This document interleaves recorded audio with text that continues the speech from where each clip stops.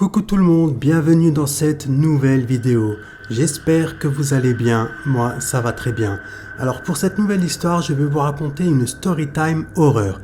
Mais juste avant de commencer cette nouvelle histoire, n'oubliez pas de vous abonner à ma chaîne, de liker cette vidéo et de partager cette vidéo au maximum afin que l'algorithme de YouTube donne beaucoup plus de visibilité à ma chaîne. Je vous en remercie. Donc sans plus attendre, le début de l'histoire. L'histoire que je m'apprête à vous raconter s'est passée en Arabie Saoudite et plus exactement dans la ville de Gizeh en 2002. Et la personne qui nous raconte cette histoire s'appelle Nora. Nora a grandi aux côtés de son père, de sa mère, de son petit frère et de sa grande sœur. Et au moment des faits, Nora avait seulement 13 ans.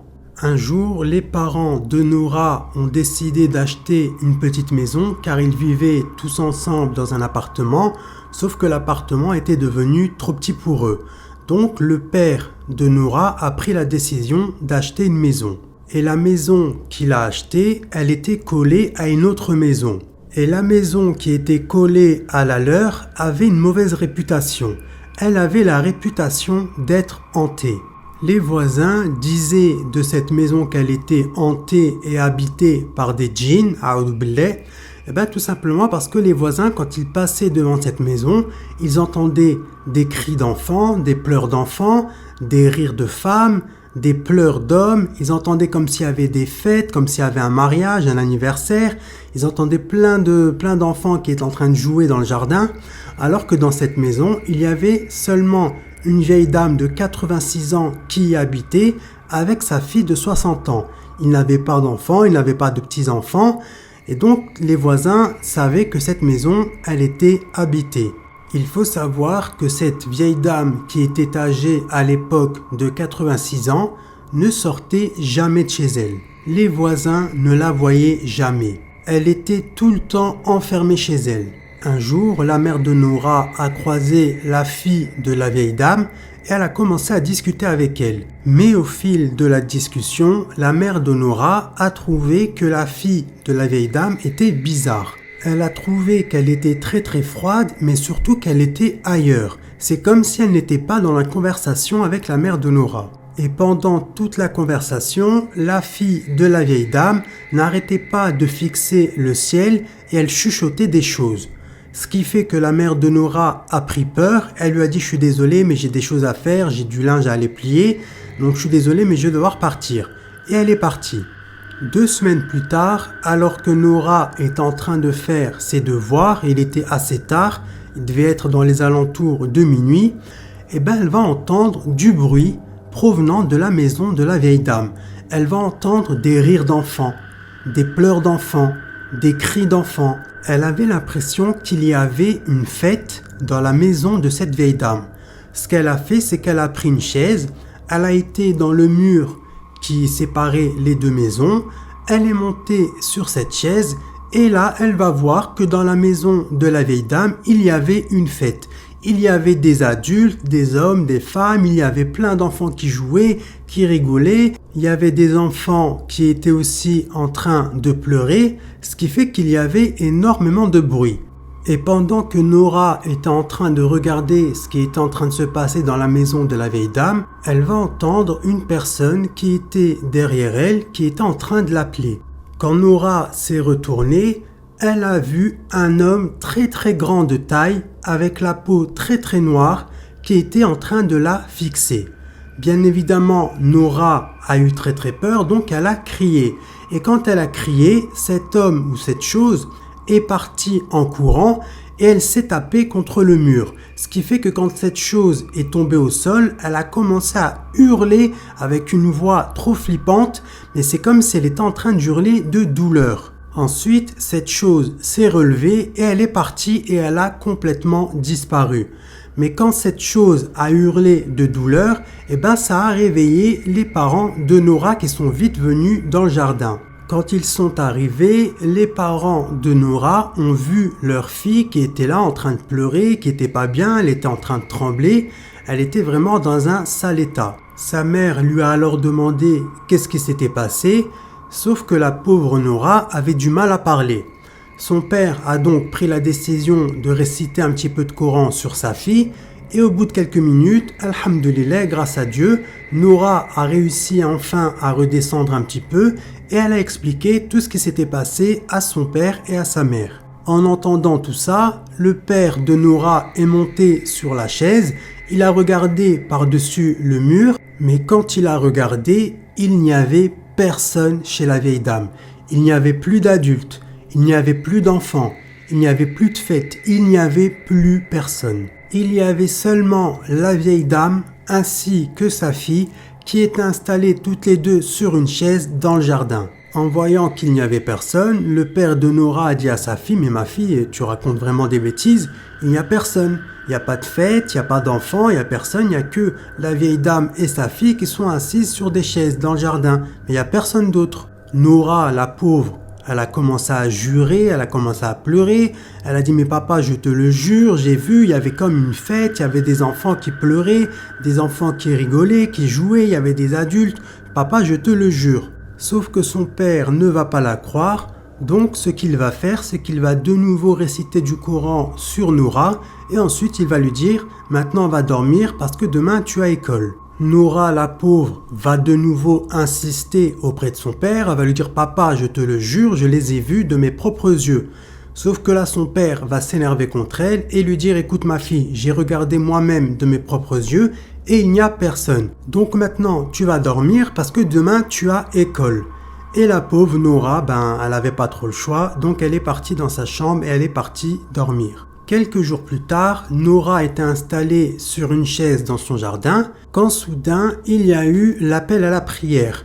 Mais au même moment, il y a sa tante qui est arrivée et qui a salué de loin Noura, sauf que Noura ne regardait pas sa tante, mais elle regardait en direction du robinet qu'il y avait dans le jardin. Au bout d'un moment, il y a la tante qui vient secouer Noura. Noura, elle était là en mode qu'est-ce qui se passe quoi ? Elle lui a dit pourquoi tu me secoues comme ça ? Et sa tante va lui dire depuis tout à l'heure je n'arrête pas de t'appeler, mais tu ne me regardais pas, tu regardais en direction du robinet qu'il y a dans le jardin. Qu'est-ce qui se passe ? Et là, Noura va lui dire tout simplement parce que quand j'ai entendu l'appel à la prière, j'ai vu un homme qui avait une djellaba blanche, qui avait la peau très très noire, avec des yeux très très blancs, qui était en train de faire ses ablutions. En entendant ça, sa tante lui a dit « Mais c'est rien du tout, ma fille, ne t'inquiète pas, ça doit être un djinn musulman qui est passé par là et qui a fait ses ablutions. Mais ne t'inquiète pas, il ne te fera aucun mal. » Le soir même, Noura était dans sa chambre en train de dormir quand soudain elle va entendre la porte de son armoire qui n'arrêtait pas de s'ouvrir, de se refermer, de s'ouvrir, de se refermer et du coup ça l'a réveillée. La pauvre, elle a eu tellement peur qu'elle est partie en courant de sa chambre, elle est allée dans la chambre de sa mère, elle l'a réveillée et elle lui a expliqué toute la situation. Elle lui a dit là par contre moi j'ai trop peur, je veux pas retourner dans ma chambre, donc si ça ne te dérange pas je vais dormir avec toi. Sa mère elle a vu qu'elle était pas bien, donc elle lui a dit y a pas de problème ma fille, viens dormir avec moi. Un jour il y a la mère de Noura qui a préparé le repas et qui a préparé 2 assiettes supplémentaires. Sa mère va lui dire écoute ma fille, tu vas ramener ces 2 assiettes là à manger pour nos voisines, donc pour la vieille dame de 86 ans et sa fille, parce que les pauvres, voilà, elles sont quand même âgées, donc ramène-leur à manger, ça va leur faire plaisir. Noura est allée leur amener à manger, la fille, elle a remercié Noura, elle a remercié sa mère, et quelques jours plus tard, il y a la fille de la vieille dame qui est venue voir la mère de Noura pour lui ramener la vaisselle. La mère de Noura a insisté, elle lui a dit écoute, c'est la première fois que tu viens chez moi, donc s'il te plaît, viens, entre à l'intérieur, je vais te préparer un café. Et la fille de la vieille dame, elle a accepté.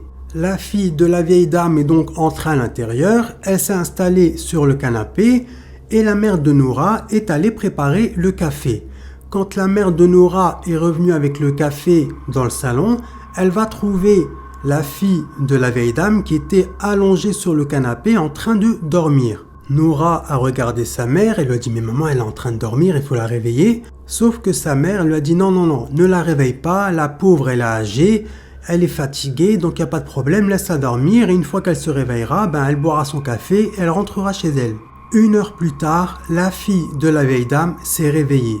Et quand elle s'est réveillée, elle a dit à la mère de Nora et à Nora, ma mère elle est morte. En entendant ça, la mère de Nora lui a dit mais non ma sœur, ta mère elle est pas morte, pourquoi tu racontes ça? Ta mère elle est en bonne santé, alhamdoulilah, grâce à Dieu.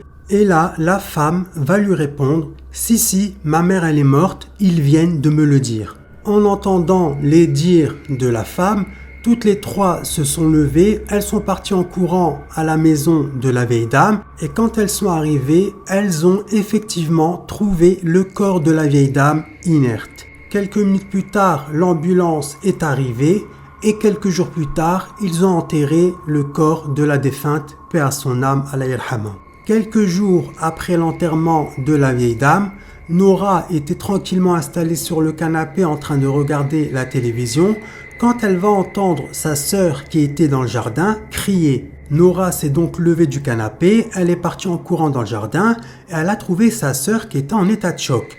Elle lui a dit mais ma sœur, qu'est-ce qui se passe? Pourquoi tu hurles comme ça? Qu'est-ce qui s'est passé? Et là sa sœur va lui dire j'ai entendu du bruit venant de la maison de la vieille dame, j'ai donc pris une chaise, je suis monté sur cette chaise et j'ai vu des gens, ils étaient au moins une cinquantaine, ils étaient en train de crier et de pleurer. Ils avaient la tête et le corps d'êtres humains, mais par contre, ils n'avaient pas de pieds. À la place de leurs pieds, ils avaient des sabots. Et quand j'ai vu ça, j'ai eu très peur et j'ai crié. Et c'est là que tu es arrivé. En entendant les dires de sa sœur, Nora est montée sur cette chaise pour aller voir d'elle-même. Et elle va voir exactement la même chose.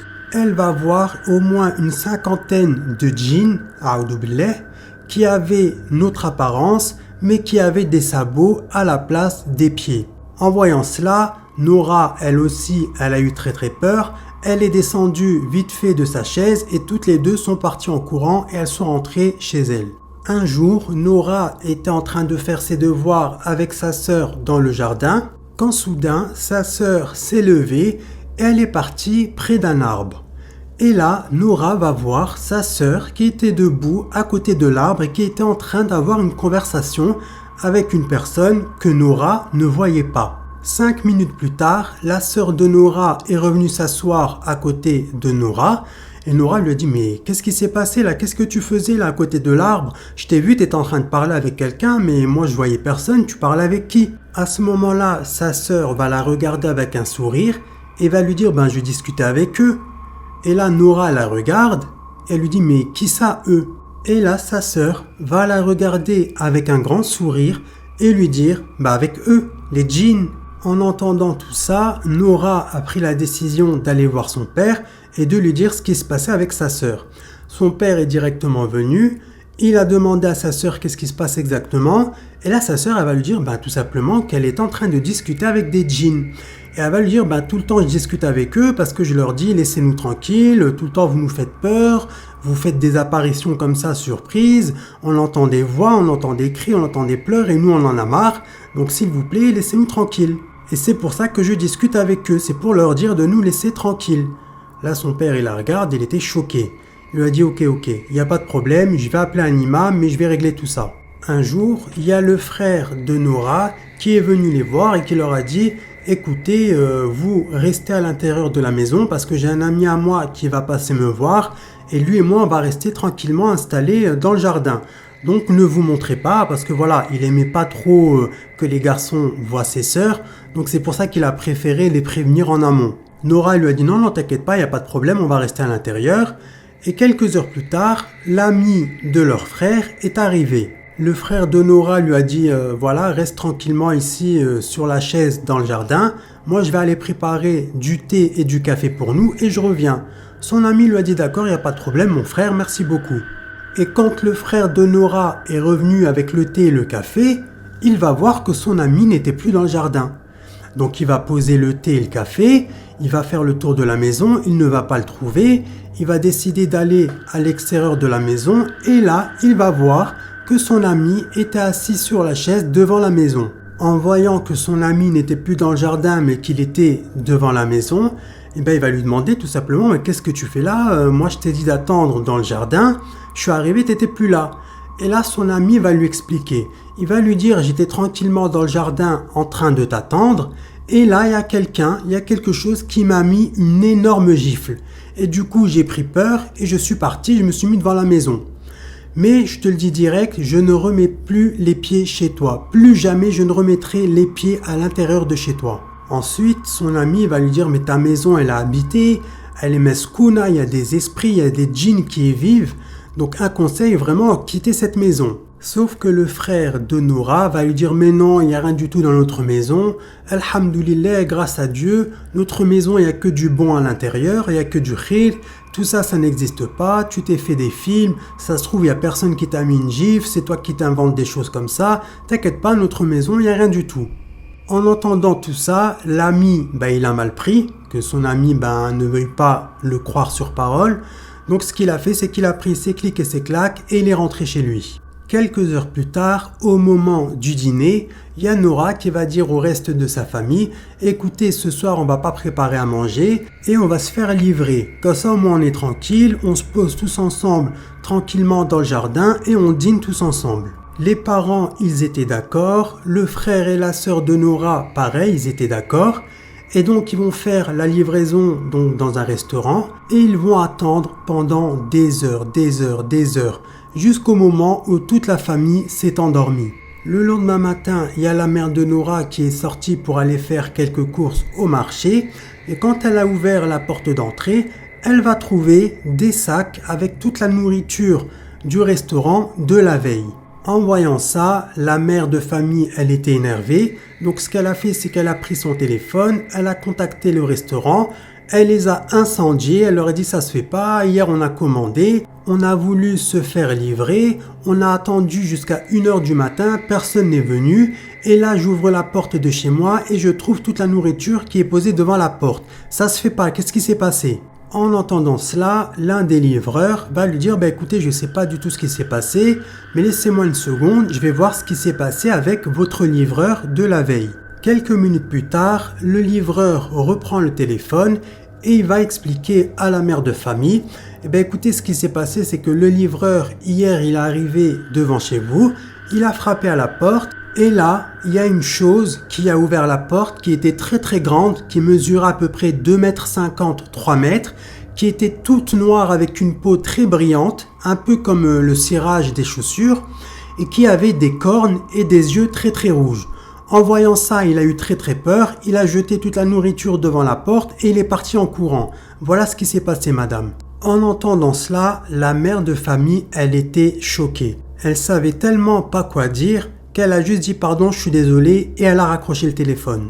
Un jour, il y a Noura qui était installée sur son lit en train de bouquiner, quand soudain, il y a une chose, une forme noire, une silhouette noire, la silhouette d'un homme très très grande, d'à peu près 2 mètres, 2 mètres 30, qui est passé du mur qui était juste derrière elle et qui est rentré dans le mur d'en face, qui est passé très très vite devant elle et qui est rentré dans le mur d'en face.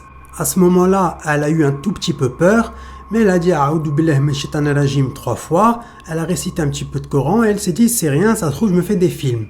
Sauf que quelques minutes plus tard, rebelote, il s'est passé exactement la même chose.